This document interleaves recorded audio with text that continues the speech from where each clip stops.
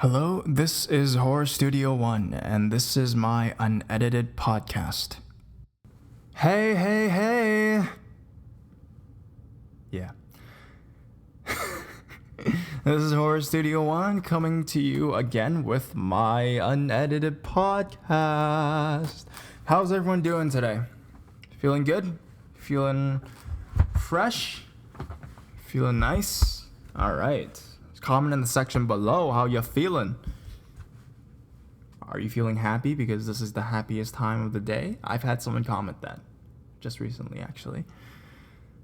My ego is going up the roof again, you guys. You guys gotta stop commenting on stuff like that and so to get me go crazy, man. Anyways, today just gonna talk about life, talk about death, talk about blobs, globsters.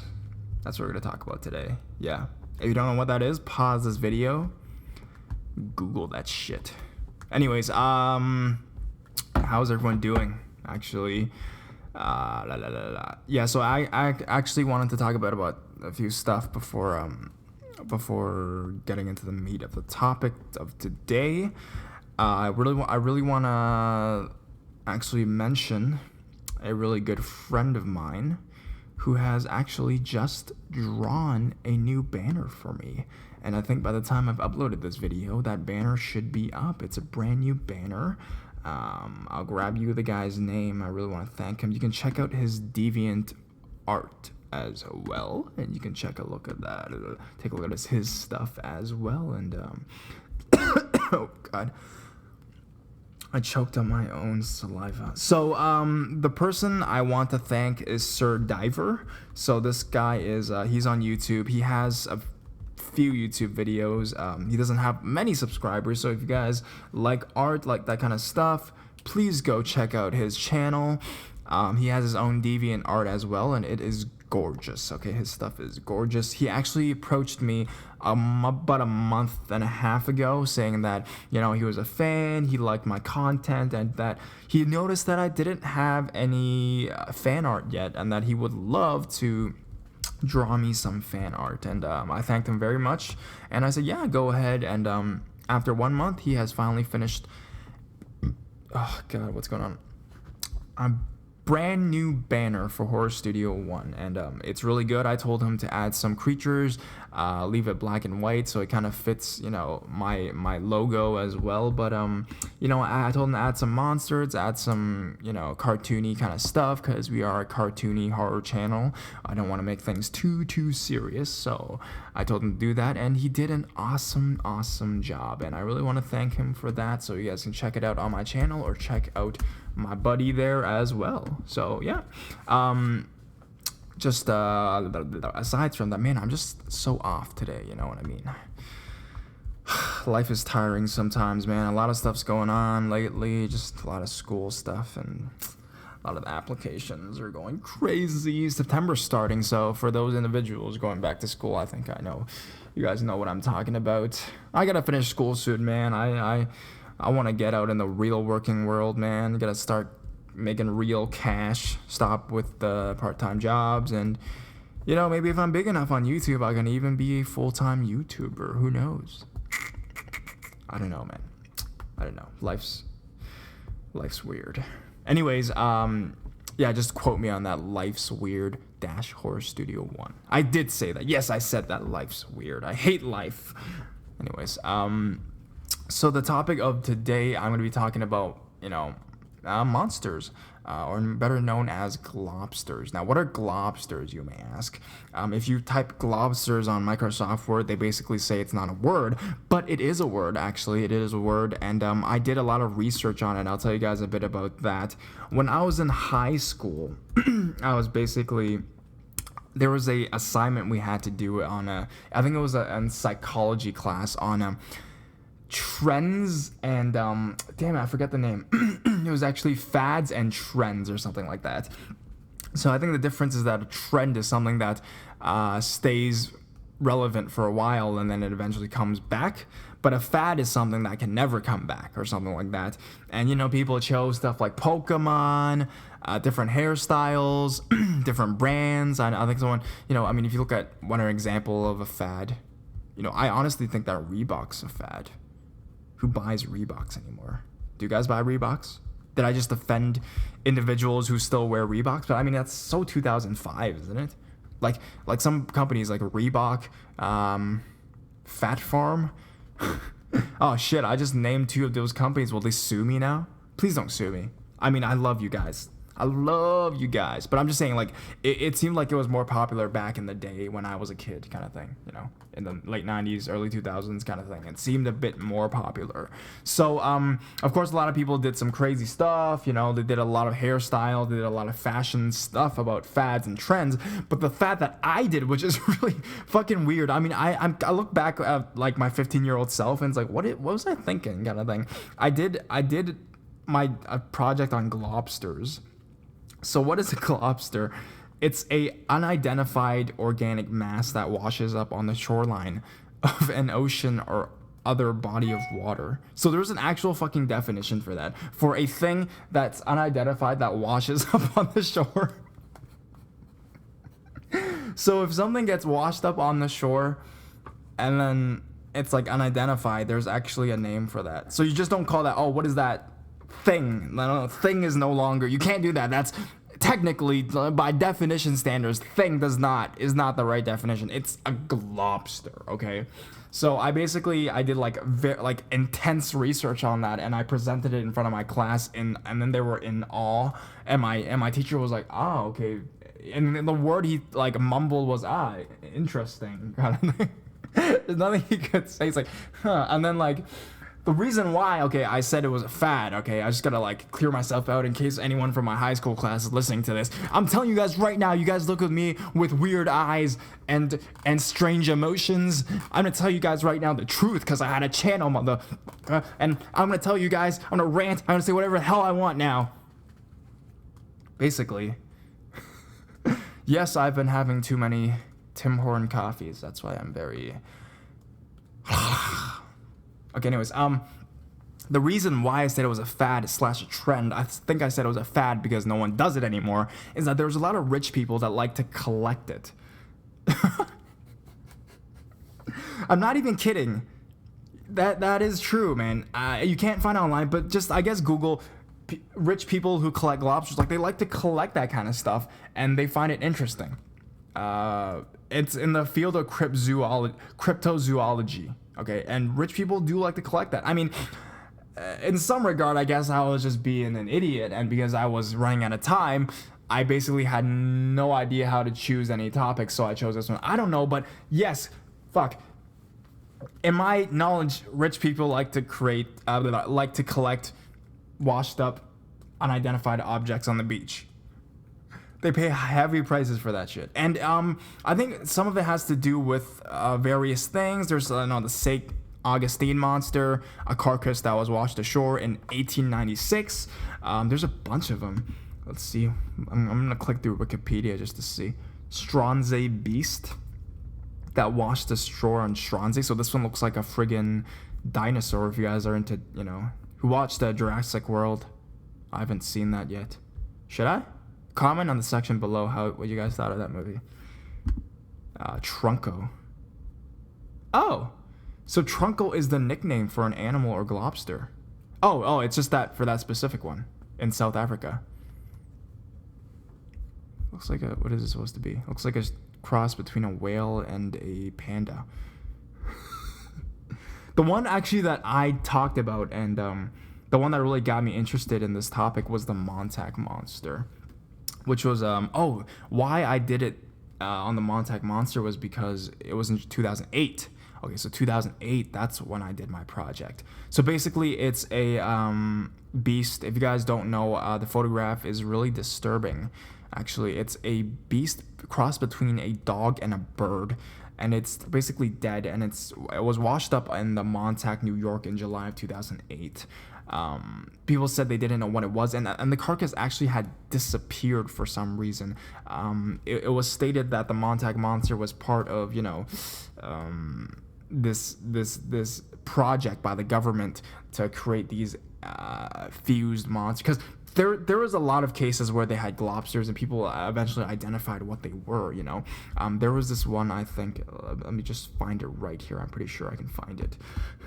Don't click away, guys.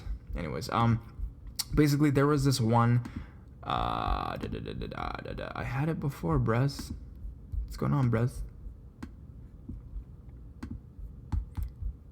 Dead air. You guys like dead air? Can't fucking find it. Okay, anyways, it was basically this, like this bear, but it had some kind of disease or something like that, and these teenagers had killed this animal. I found it. The Panama creature. Okay, so it wasn't a bear. It was a brown-throated sloth, which had, it had some kind of deformity with it, something wrong with its genes, but it basically had no fur. It was a hairless sloth.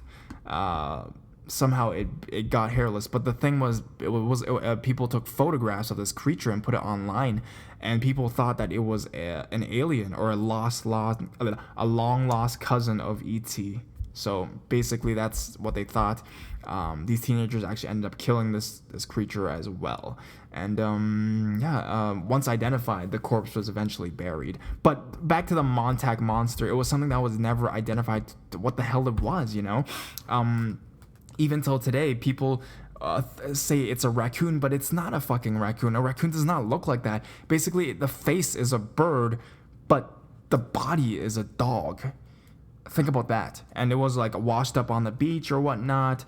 It kind of looked like a turtle as well. To this day, people have no idea what the hell it was. So, you know, go check that out if you guys are interested. So yeah, that is my topic on the Globsters today. And here are a couple. Actually, no, let's go back to it. It's a raccoon, a sea turtle, a rodent, a dog, and a sheep. So it's like a combination between those 5. So, you know, if you guys want to not sleep tonight, have some nightmares maybe, go and check that shit out. And yeah, people said it could be aliens. Actually, who fucking knows? You know. Actually, I have a story here by a subscriber that talks about aliens. If you guys want to know, I can read it for you guys right now, actually. You guys can check it out. Actually, never mind. Let's not do that. That's going to be my next podcast. I think I just messed up my podcast, didn't I? I just basically said something I was going to do, but I'm so confused today, see? It's Horror Studio 1, man. It's not going... It's a pretty confused day for me, man. Don't know what I'm talking about these days. Thanks for spending time with me. I guess most of the globsters that people have found in the past was holy shit. It was all like squids and blobs. There's something called the Montauk Project. I haven't seen this before. Let's read it together. The Montauk Project is an alleged series of secret United States government projects conducted at Camp Hero, or Montauk Air Force Station of Montauk, Long Island, for the purpose of developing psychological warfare techniques and exotic research, including time travel. So, people say that these are allegations from, the Philadelphia experiment. But some people have said that this is connected to the Montauk monster that has been discovered on the beach. Conspiracy theories about the Montauk Project have circulated since the early 1980s. According to UFO researcher Jacques Vallée, see, I'm Canadian, I know French. The Montauk experiment stories seem to have originated with the account of Preston Nichols, who claimed to have recovered repressed memories of his own involvement. American Preston B. Nichols, born May 24th, 1946, claims to have degrees in a lot of other stuff. He authored a series of books, a bunch of books, and the center of the topics include United States and government military experiments in fields of time travel, teleportation, mind control, contact with alien life, and staged Apollo moon landings. Ooh, fuck. That's some scary shit, man. Do you guys believe in the moon landings? I don't know. I honestly... I actually do believe it, to be honest. I mean, why not? I believe in everything. I'm a gullible person. I'm a very gullible individual, basically. You tell me anything supernatural, I want to believe it, I will believe it, kind of thing. And I do believe that maybe the Montauk Monster had something to do with this as well, And again, I don't like calling them monsters because I believe the world is so huge. Any kind of animals are able to exist, and it's just like any kind of humans are able to exist. If you look at any kind of deep web stuff, you know what I'm talking about, basically, and I bet if you go to deep web and you try to find the Montauk Monster, you may be able to find the Montauk Monster as well. Who knows, I will never go to deep web to try and find a Montauk Monster, but I bet people sell that kind of shit on there, and that's where people finally probably buy it. So once again, my fad/trend presentation was correct. Yes, rich people do that, buy that kind of stuff. And on the topic of that, actually, rich people actually have been noted to buy like exotic animals on the deep web as well. If you guys do know about that, I think I've talked about that in the past, right? About the animals. Wait a minute, let's research this shit. See how unprepared I am today? I'm so sorry, guys. If you guys want to click away, I guess you guys will have to click away, because just that today, man, exotic animals. They can buy lions on there? Holy shit, some guy bought a rhinoceros, man. A black rhino. That's some crazy shit. But where would you store that rhino? I have no idea. Where would you put it if you had a rhino? Comment in the section below. I keep telling you guys, comment in the section below if you guys had a rhino. Where would you store it? In your garage? I don't know, in like the Beverly Hills? Like, where the hell would you store that kind of shit, man? Oh, rhino horns. People buy exotic. Oh my god, that's a horrible creature. Okay, oh my god, that's so horrible. If you guys go online, the rhino horn crisis and the dark net, go search that up. That is some crazy shit. It basically shows a picture of a rhino without his horn, and it was like a ripped from his face. Ew. Okay, see, that's why I don't like to search the deep web. I don't even like to search the normal fucking internet, because there's all this kind of stuff. Okay, so there's a bunch of animals you can buy online. Pangolins. What is a pangolin? Oh my god, what is that? Guys, search pangolin. Oh my god. Oh god. Fuck. Okay, Jesus Christ. It is kind of rat. Ew. What is it? The rhino. Bunch of shit. That's some crazy ass shit. Oh yeah, and by the way, you know how I was talking about the alien stuff I'm gonna do before? I was gonna tell the alien story. I could include it in this video, but I actually want to include that in another video, because just for the different topics of my podcast, I think I will be doing a lot of subscriber submission stories. Basically, did I just talk about this? No, okay. So basically, some subscriber submission stories that I find interesting. You guys can do it. Send me at horrorstudio1@gmail.com. I read most of them, and basically I'm either going to conclude it in a countdown video or just give you guys a podcast, depending on if I want to talk about the story that's being told. Because if it's a really interesting story, I would want to give my own take on it. But if it's just a really scary kind of story, and I felt it would be really good for a scary video, I will include it instead in just a scary video as well. So it really depends on, you guys can actually comment, when you guys send me the email giving me your stories, say that if you guys prefer me to put it in a scary countdown video or put it instead in an edited podcast, and I will try my best to accommodate with whatever requests you guys have, because again, I would not exist without you guys. My internet presence is solely made because of you guys. Oh my god. Why would you guys do that to animals, man? Well, I mean, and the topic I wanted to talk about actually today was on the topic of animals. I'll confess, I've eaten a monkey before. I'm not kidding. I was in Asia, and they had a monkey kind of thing. Yeah, man, it was like a monkey pot, a pot of monkey meat. Of course, it wasn't like the monkey brain stuff you see. There's an urban legend that people in Asia they carve a monkey's head open and eat their brain. No, it was just basically monkey meat. And in Asia, it's allowed. So nobody else wanted to try it. So I was like, why not? So I took a bite kind of thing. And it wasn't as bad. The taste wasn't, I think all the meat kind of tastes the same to me. I think it kind of just tasted like pork, basically, in my opinion, monkey meat. And in Japan, I've eaten horse as well. So if you guys want to hate me on that, you guys can hate me on that. But yeah, they have horse meat in Japan, and it was in a bowl of noodles kind of thing. So if you guys hate me on that, hate me on that. No, but I mean, I'm open to try anything. I really like to try every single thing. If you guys haven't noticed my personality, I like to try everything. So, unless it's illegal, if it's like human meat, I probably would not try it. As I talked about my podcast earlier, even, my last one about the guy that ate the guy on TV, but I probably wouldn't try that. But I mean, if it's just an animal, why not? And it's not illegal, like it's not someone's dog or something like that. I mean, I would be open to try something like that. And if you want me to try a globster, I probably would not try a globster, but just some other shit, I would probably have no problem doing that kind of thing. So yeah, if you guys don't know about globsters, or otherwise known as blobs, go and check them out. If you guys don't know about the Montauk monster, check that out as well.